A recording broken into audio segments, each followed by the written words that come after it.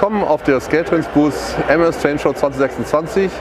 Dieses Mal bin ich mit Chris hier vor Ort und er wird uns jetzt etwas Neues über die neue CM44AC erzählen, weil das ist sein Baby, wie man hier so schön sagt.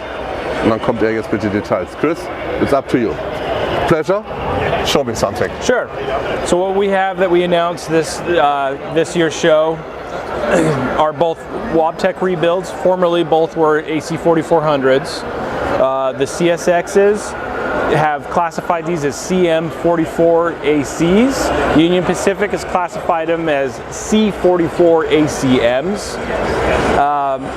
The Union Pacific, the sample that we have here is a former Southern Pacific AC4400. When Union Pacific rebuilt these are some of the very first that they rebuilt into the rebuilt units. These ones, they kept the original Southern Pacific cabs. Later units, they started replacing the cabs with the more modern cabs that you would see on the ES44s. Easy way to tell the difference is where the nose door is. On the original cabs, the nose door will be on the left or the fireman's side. On the new cabs, it's on the right or the engineer side of the cab. Also, there's a lot of new components that they've replaced on these locomotives. Pretty much everything from the engine compartment forward, except for the cab on the UPs, is all new. Also, what they've done is on the radiators, they've added this new shutter system. So they can close them and open them, and because of that, it's caused they've had to raise the height of the radiator grills. So when you see these out in the prototype or out in the real world, seeing the raised radiator is one of the easy spotting features for these to know if it's an AC4400 or if it's one of the rebuilds.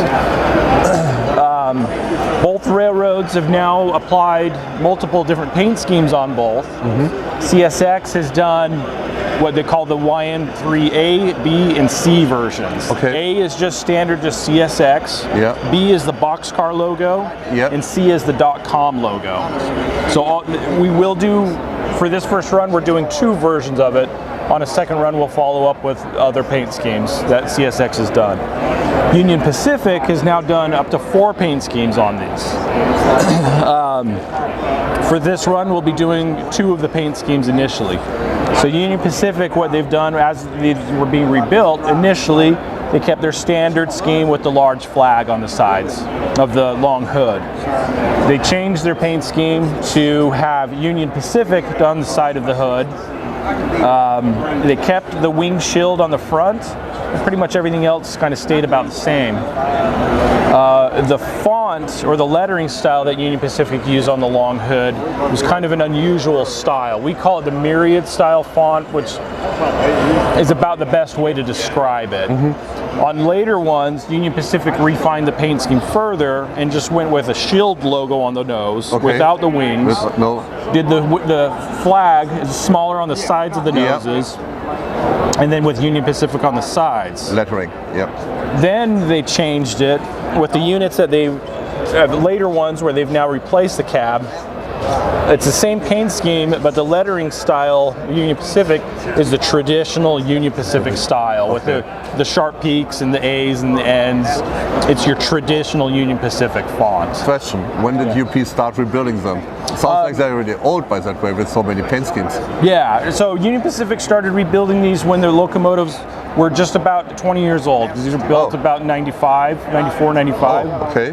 And so starting in about 2015, Union Pacific, I believe it was 2015, Union Pacific started to rebuild these. They're still rebuilding them up through today. Okay. Ultimately, UP will have a fleet of over 1,000 of these. Okay. They're not all former AC4400s. Union Pacific is also rebuilding former Dash 9s and former AC6000s into these. They're classifying them all the same thing as C44ACM.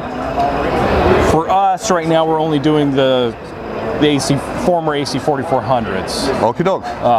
But Union Pacific's also doing those. CSX has done fewer, but they're also still actively rebuilding former AC4400s. So use the older engines. Yeah. Okay. And so CSX also with their units, depending on the delivery that they rebuild, will either have the steerable trucks or the high-ad trucks like this one shows right here.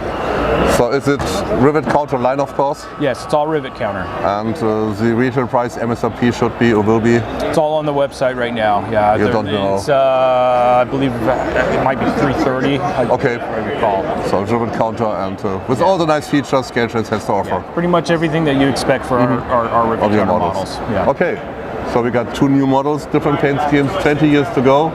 And Chris, again, thank you for your time. It's a pleasure. Good looking model. Check out the website, his or mine, and buy something. Have a good one. Bye bye.